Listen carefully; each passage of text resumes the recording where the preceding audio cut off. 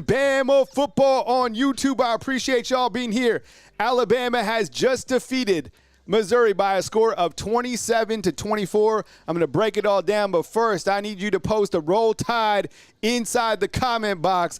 Alabama wins another one in the SEC. This one came down to the absolute wire. Really good performance by Alabama. We'll break it down quarter by quarter and talk about this game in its entirety. My goodness, this was the game that, a lot of people felt would be close, and, it turned out to be pretty damn close. Missouri is a good football team, but I think Alabama did kind of allow Missouri to stick around, but let's talk about it. But first of all, I need you guys to just simply give a Roll Tide inside the comment box. The final in Columbia, Missouri is Alabama 27-24. What I need from you guys inside the comment box as well, who is your MVP in this game? Honestly, who is your MVP? Think about your MVP, or if there was one particular play that really stood out for you. Go ahead inside the comment box. I'll let everybody get checked in. I appreciate you guys being here. Thank you so much for kicking with me right here on Bama Football on YouTube. Huge win for the Crimson Tide as they're able to outlast the Missouri Tigers by a score of 27-24. I will start the show in just a minute. I appreciate you guys being here. My goodness, man.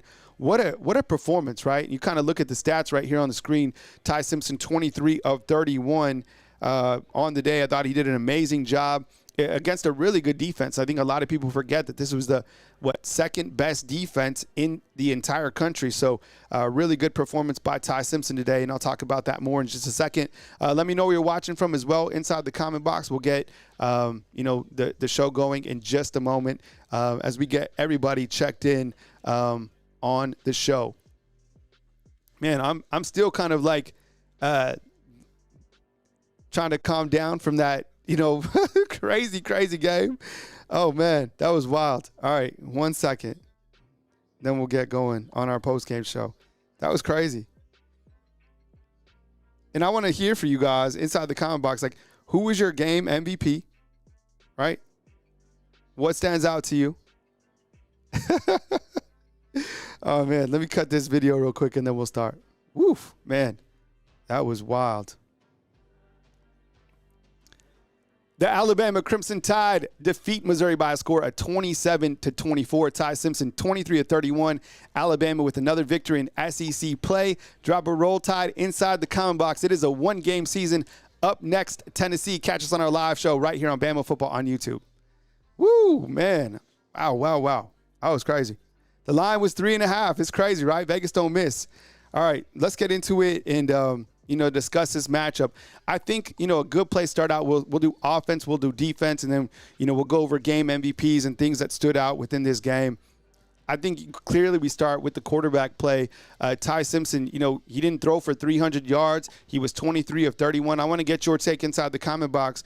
What was your assessment of Ty Simpson in this game? I think it was pretty gutty, to be honest, like pretty gritty. I think that there was a point where I thought he might have been a little bit banged up. I thought he managed the game really well, despite maybe a tiny nick or whatever that he had. But Wilcom Formby, my goodness, I just think that there's an issue still on the right side of the offensive line. And that has to be, addressed. I think Alabama continues to struggle with that. And I don't know, I saw them rotating. Michael Carroll in, I don't know. That's something that we'll dive into as well. Okay. So welcome on in, everybody. I appreciate you guys kicking it with us right here on Bama Football on YouTube. Ty Simpson, starting up top after a 27-24 victory over Missouri, is 23 of 31 against the Missouri Tigers. 200 yards and 3 touchdowns. He finishes out percentage-wise 74% completion percentage.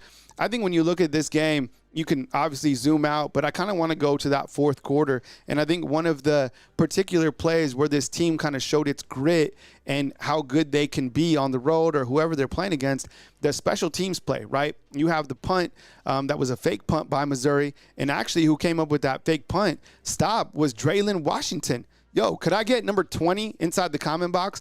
Because what happened from there, like the series from that particular play, was ultra impressive, man. The guy comes up with a hell of a stop, 20. Alabama gets the football back. And then you go to a freshman. It's 4th and 8. Ty Simpson, your quarterback, 15 touchdowns on the season, 16, right? 16 touchdowns on the season, 1 interception. How are you going to play in a big-time game like that? It's 4th and 8. Alabama comes up with a beautiful pass play from Ty Simpson to Lazier Brooks, 29 yards on a 4th and 8 critical moment. Could I get a thumbs up for Lazier Brooks inside the comment box? Yo, man, this guy is him. He's playing at an elite level for a freshman. It's going to be hard to take him off the field. I thought that was a game-changing moment. Okay, so Alabama then, comes down to a 4th and 1 again. And it was Ty Simpson who throws a little dump-off pass to Daniel Hill. And I think that Daniel Hill played really well today. You see the stat box. It doesn't always tell the story. 16 of 16, but he also caught a touchdown pass. And I think, that he came up big because Jam Miller went out. And I'll go over the injury report, later on in the program. I got Jam Miller hurt, Derek Meadows hurt. And I had Dejon Lee, but obviously he's fine because he came back and, made an interception to seal the game. The running backs, look, Jam Miller, 20 for 85. Help me, was it a targeting call? I don't think it was a targeting call when he got hit. He goes out of the game. I hope he's okay. They had to walk him off. I thought he ran well. Now, having the added, kind of value of Kevin Riley, he doesn't always have the most yards, but my goodness, this kid runs really, really hard. He finishes with 6 of 16. So in total, look at this. Alabama ran the football 44 times this game for 125 yards. And I know that's probably not the number right here that you want to see. You probably want to see a number higher than that. But remember, this was a defense that was number 2 in the entire country, right? They wanted to stop the run. Alabama has won against some damn good defenses. Georgia and Missouri, those are some really challenging defenses, 100%. The wide receivers right here, I think one of the storylines that we have to look at as well is like what's going on with who didn't catch a pass here. And I know that's weird to say because I'm going to highlight the guys who did play, but what the hell is going on with Brian Williams? That's like another storyline. Is like the guy didn't start. It was Rico Scott who started over him. And then when he came in, there was a time where Coach Shepard was really ripping on him. I think he either missed a block or there was a missed assignment. He doesn't have a catch in this game, which is really interesting to me. I know last game he had 98 yards or whatever against Vanderbilt, but it felt kind of weird. I didn't hear he was hurt. He played in this game. I don't know. 17 is a baller. This guy, he's a guy who deserves some NIL or whatever because he's an absolute menace. Jam Miller has 4 for 25. Isaiah Horton, he came up with that beautiful touchdown reception. That's who you need to focus on inside the red zone is Isaiah Horton. And probably a wide receiver, honestly, that we do not talk enough about is one right here. This guy is a problem. He's a matchup problem because he's 6'4". Jerry Bernard, a little bit quiet as well. 3 receptions for 20, and that could be by design, just Missouri understanding who they have to stop. You had Kevin Riley, right, 3 of 15, and then Josh Cuevas came up with a really big reception as well earlier in the game, 2 of 28. Danny Lewis, that was the first time that we saw him. He came up with 2 big catches today, 2 for 17. And then Parker Brailsford. Parker Brailsford caught that catch for 2 yards. How about Caden Proctor on that Wildcat package? Yo, that's the crispy Wildcat, or what do you calling that? Okay, before I move from the defense or from the offense to the defense, how would you assess the play call of Ryan Grubb on a scale of 1 to 10? Scale of 1 to 10, how would you assess the play call of Ryan Grubb? I think overall Grubb he's the best offensive coordinator that Alabama has had since 2020, right? But if we want to kind of like micromanage and go over a couple things, sometimes I do feel he goes away from the run. And the other thing that I think really bothers me, and am I right on this? Yes or no? I think that like 3rd and 1, 4th and 1, I want Alabama to line up under center more. And I feel that sometimes, being in shotgun with your running back, it doesn't do the offense justice, right? Like just line up with Daniel Hill and get 1 yard. Overall, I think Ryan Grubb is the guy, and we can micromanage every single person, but damn, he's the best offensive coordinator that Alabama's had since Steve Sarkisian, right? And we're just through, 6 games or whatever. Imagine what we're going to see going forward. Caden Proctor, he's utilizing this offense. He caught a pass, he ran, and now he's doing Wildcat. I guarantee you he probably throws a pass later on, okay? They're not listed on here. Let me see if they are somehow. But I would love to see if we could get some offensive line. We'll look at the Pro Football Focus numbers for the offensive linemen, but I have to ask you, look, let's talk about Wilkin Formby. Yo, what's going on with Alabama's right tackle position? Because if you're an offensive line coach or you played the game as an offensive lineman, is it a Wilkin Formby thing? Is it Ty Simpson not getting rid of the football? I feel that Wilkin Formby is on the struggle bus, and this continues to be an issue for this team. Ty was sacked several times on the day. I knew that Missouri would send pressure. 2 times I can count that Wilkin Formby gave up those sacks, at least in my opinion, right? Hey, I appreciate the super chat. Thank you so much. Really, really appreciate it. I'll get the chats on the screen. But I just, man, I feel like Wilkin Formby is, I guess, a liability. I think that we need to, what is going on here? So you have to figure it out. And I saw Michael Carroll playing, at right tackle as well. I saw Jaden Robertson at right guard. But overall, Alabama has to figure out this right tackle position because I think it's slowing down this offense from being, kind of getting into that very, very good position. It's just kind of slowed down, but I don't know. It's the right tackle is still just an issue for me. All right. Appreciate the super chat, by the way. On the defensive side, again, look, this was an offense that was ranked number 4 in the country. I will admit that I thought Bo Pribula was going to be a better passer. He wasn't. But we're starting to see a common theme with Alabama's pass defense. You cannot throw on this team. It's just going to be really challenging. And I get it. Look, Damani Jackson struggled even in the fourth quarter where he allowed that long reception. That stuff needs to be tightened up. There was another play in the first quarter to where Bo Pribula, if he had saw the wide receiver, he would have thrown his second touchdown of the day, right, or his third. That would have been his second because that first drive was nasty. They did whatever they wanted. But there was, I think, the second sequence, he missed on a touchdown.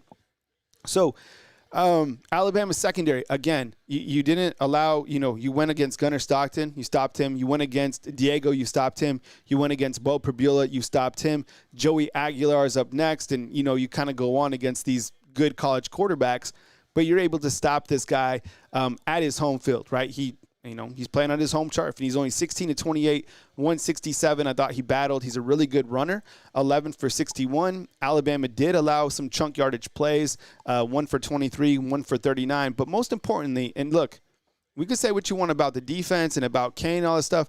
I think we have to give it up 1,000,000%. Could I get a thumbs up for the fact that Alabama held Ahmad Hardy, the nation's leading rusher, to just 52 yards? Like, this stands out. This is gigantic. Only 52 yards. I'm giving you props. I'm giving you props for that because that is a hard man to stop. And, one of the keys of the game, and I called it, was that Alabama was going to make Missouri play out of their game. And I'll explain why and how they did that in just a second. But holding Hardy to just 52 yards, that defense deserves some credit right there. And, the chunk yardage plays, they're going to come.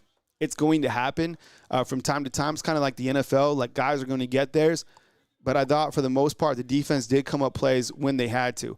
I'll show you the defensive stats in just a second. Receiving-wise, look, there was a couple guys who caught some nice passes. The touchdown in the red zone, the late fourth quarter catch, the first quarter catch by the tight end. Those were good plays by Missouri.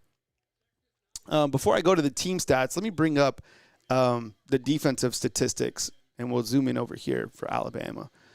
Deontay Lawson, once again, leads the team with 7 tackles. You had Nakai Hill-Green. I saw him make some really good plays today. He had 7 as well.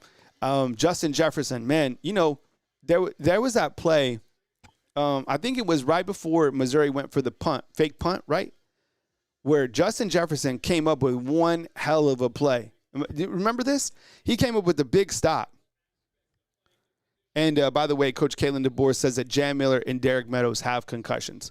So that's kind of the stat line there. Let me just update this real quick.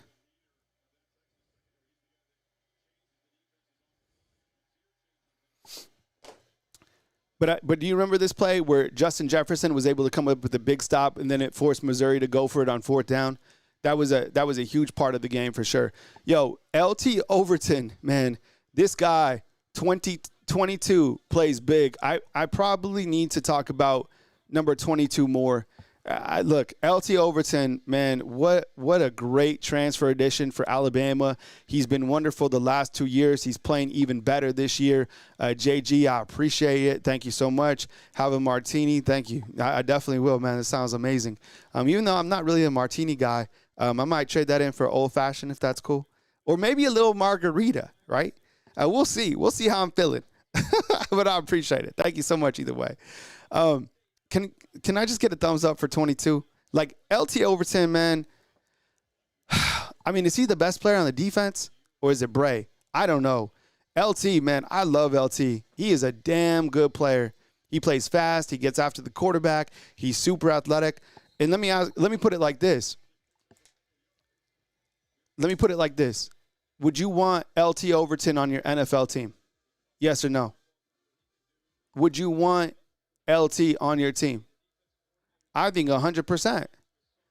1,000,000% you'd want him on your NFL team. We have to talk about 42 as well. Look, 42, Yanzi Pierre, this guy, man, he came in. He is not a starter. He is now a starter. And this guy is playing some really good football. I believe he caused a fumble. He's been chasing down quarterbacks. He had 6 tackles in the game. 42 is good. He is very good. And so is this guy, number 18. So you're starting to see kind of like the defensive identity. That's a good question for you guys. Like, what would you say the defensive, like what type of identity would the defense have? I think there's some playmakers on the defense. And specifically, like, Bray Hubbard is one of them. Comes up with another interception. How many interceptions does he have on the season? Is it 4 or 5? Right? Okay. Another guy I want to talk about. This guy. This man right here. Number 90. So when we start to talk about the 3 stars and all that stuff, this guy is a 3-star. Can I get a thumbs up for 90? This is a bad man. Having this guy, and I know a lot of people like to go after, Freddie Roach for this and that. I don't care. I see number 90 out there performing at a very high level. He's everywhere. He's fast. He's big. He's imposing, right? Did Bray have 6 interceptions this year? Damn. Oh, my God. 6 that's crazy. So, anyways, look, we talk about Lazi Brooks, right? And we should. We talk about Dejon Lee. We should. Other freshmen in this class, that stand out. London Simmons is up there with the top 5.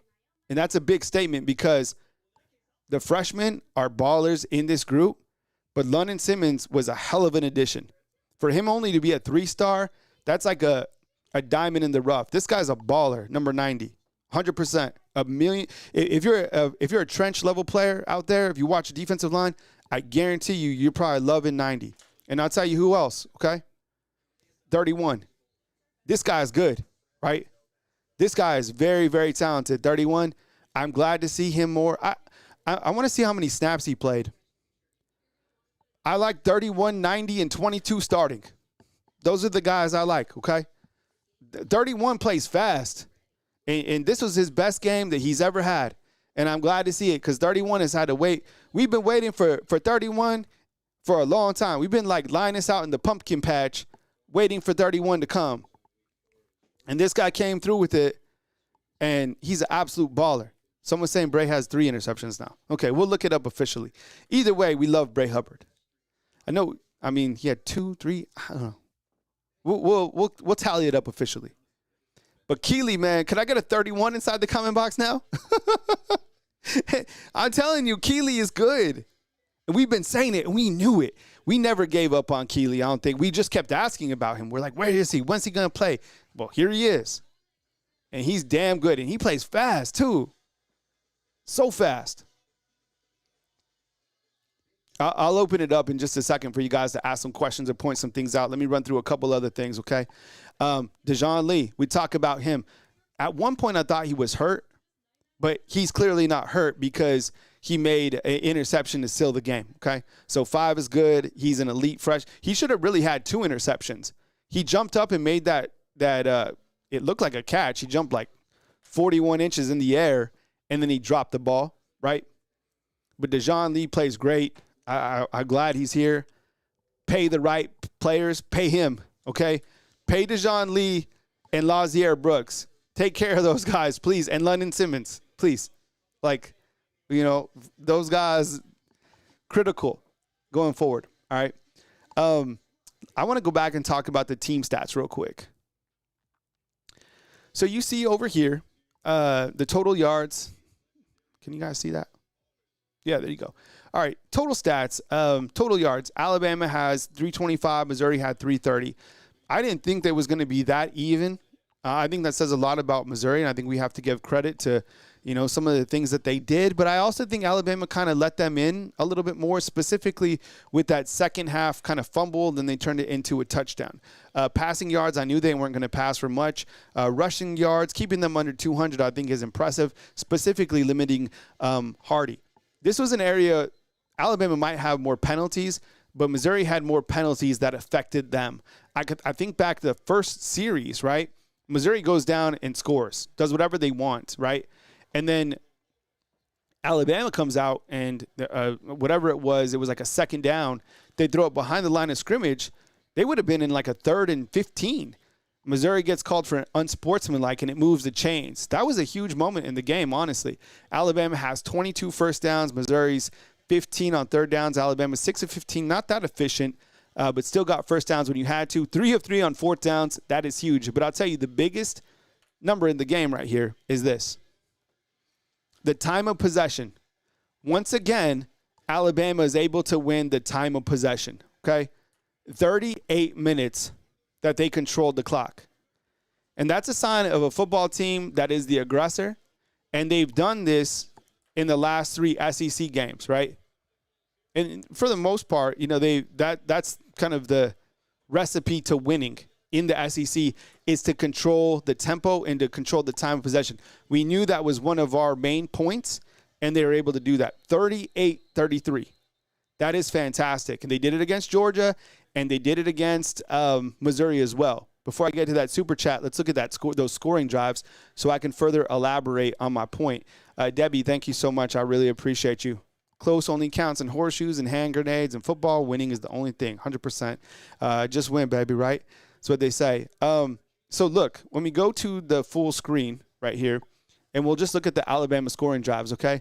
Right here, their first scoring drive was 11 plays, 78 yards, and 5 minutes and 58 seconds, right? This second scoring drive was 9:40 for 447. But look at these down here, okay? 17 plays, okay? 17 plays, 66 yards, 9 minutes, but you only got 3 points. That was frustrating. That was one of the more frustrating points of this game. And then this one, 8:40, 346, right? Came up with a touchdown. That was a 1-yard touchdown pass. So as you could see, you know, time of possession has been something that Alabama has been able to showcase that they've been able to hang on to. And it's impressive. Now, I do want to talk about one particular area that I'm still a little worried about, and that is the kicking game. Okay? So, Connor Tauti on the season is he struggled from 40+. Now, in this particular game, he made one from outside of 40. Where is he? So, he made one from 46, but he missed one from 49. I get it. Those are long field goals.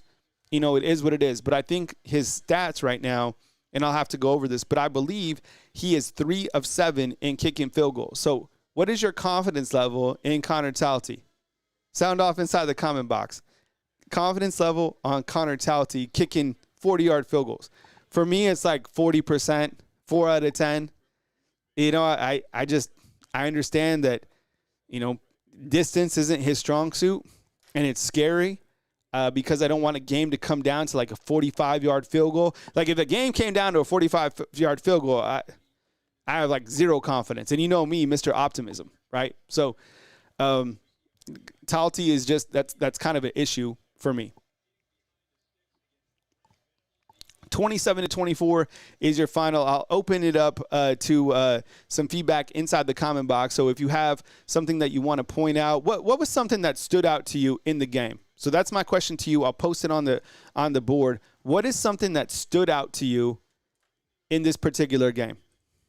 Just, your main takeaway, something that just came to mind, something that, really stood out. And something, maybe I'll just pose a couple of different questions to you guys. What is an area that you feel Alabama needs to fix? I think for me, it's just the right tackle, right? All right, let's see what you guys got inside the comment box. GSP says this: Saban always knew how important it was to keep your foot on the neck when you have things going your way. DeBoer and Grubb got to learn this is the SEC. Can't give teams an inch. Okay, I like that point, 100%. Dude couldn't win a contest with Pat McAfee. That's Kerry talking about Connor Talty, I think so. Ryan Williams ghosted this game. Yeah, he didn't record a reception. I think that's the first time, right? When was the last time that he didn't record a reception? We'd have to go back and look at that. Damani keeps getting burnt. Formby out. Timothy, this is it. This is these are the main points. 100%. Nice job, Timothy. Yeah, Damani, I don't know he didn't look himself in the first quarter. He got beat late, right? He's gotten burnt. He's kind of, if anybody, seems to be regressing, and I hate to say it because I love me some Damani, but it seems like he's not really trending the right way. And do I go with ZB Brown and Dejoun Lee? I don't know. I think it might be too early to say that, but it kind of seems like he's trending the opposite way. Wilcom Formby, bro, I know coach likes him, and the coaches are giving him a lot of different opportunities, even seeing how he can work at, guard. But it just seems like when Formby's in there in critical situations, he's putting Alabama, he's kind of a liability for the offense. Do you agree? Am I wrong? Is it more Ty getting the ball out? I don't know. But I would like to see Michael Carroll in. We'll compare the Pro Football Focus numbers, and I'd like to hear from you, honestly. If you're an offensive-minded, person, you watch the offensive line, what do you see from Michael Carroll compared to Wilcom Formby? All right. What else we got here? Daniel Hill. All right, let's talk about him. Big back, 250 pounds. Been waiting for opportunities for Daniel Hill, right? I think particularly with a player like this, I'm glad that he's been waiting. And he came in a perfect time when you needed a big body to come in and kind of pick up some, 3-yard, 4-yard, 5-yard carries. And he was able to do just that. And he showcases his athleticism by being able to catch a touchdown. Daniel Hill, 6 of 16, and he caught a pass for a touchdown as well. All right. Byron's like, you would like him for free tacos. Talking about Wilcom Formby. John says, Ryan isn't hurt, only his feelings. Yeah, we have no idea what's going on with Ryan. I don't even know if Coach Kalen DeBoer said anything about him. Kevin Riley, 100% needs to pill a lot more. This guy is insane. Kevin Riley, the thing about him is he runs so hard, right? And he doesn't have a game yet where he's gone even for more than 80 yards or whatever. But, man, he comes out fast. So kind of depending on the concussion protocols of Jam Miller going into this next game against Tennessee, geez, man, you just load up game after game, right? And that's the thing that Alabama's going to have to be able to weather is just playing these top-tier teams again and again and again, right? Papa John, what's up, man? Says, not mentally strong at all. We cannot keep focused, and that's why we keep getting burned. Sacks, have to survive against inferior opponents. There's probably, Coach Kalen DeBoer is probably going to address, some of that stuff. But I also do think, Papa John, that they showed some good resiliency against a tough schedule, right? I mean, I think Missouri was a good football team, but you look at kind of the quality wins that they're stacking up, right? The last 3 say a lot to me about the team. Going on the road against Georgia, going on the road against Missouri, beating Vanderbilt at home. Coach Kalen DeBoer is now 4-6 on the road, which I think is impressive. 2-1, or 2-2. Let's see, because they lost this season. So what are they?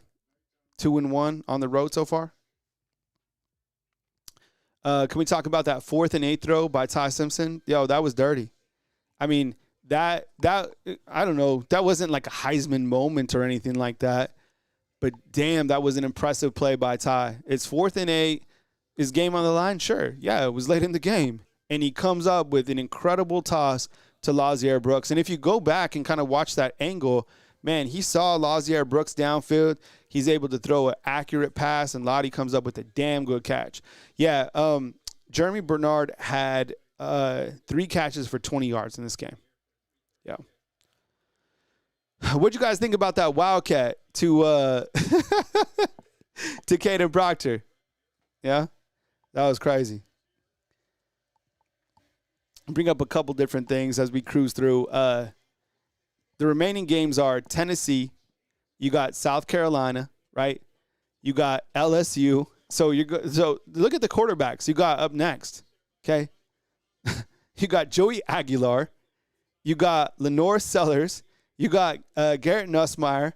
And you got John Mateer, who's playing right now against Arch Manning. And then in the back end, you got Jackson Arnold. So I know it's almost I like it because, you know, every single game is now kind of do or die. And not like if you lose, you're out. But I'm saying it reminds me of covering like an NFL team now because you never know what's going to happen on a weekly basis. I mean, I think Alabama's favored in the rest of these games, but you get what I'm saying. But I can't even imagine, you know, covering another program that doesn't play a schedule like this. This is an absolute grind. Like, think about it. You just beat a damn good Missouri team, and now you go to a better Tennessee team. Tennessee's better than Missouri. Tennessee's better than Vanderbilt, okay? Tennessee is a good football team. They should be 5-1 if they take care of business against Arkansas. And then you got South Carolina. That game is going to be ultra challenging. None of these are trap games, right? Todd's asking about the screen game. There wasn't one. And I don't know why, and maybe it'll come later, but, like, I utilize screens to the running backs. And I think you have Kevin Riley. You imagine just a short little screen to Riley. Oh, that's almost touchdown, right?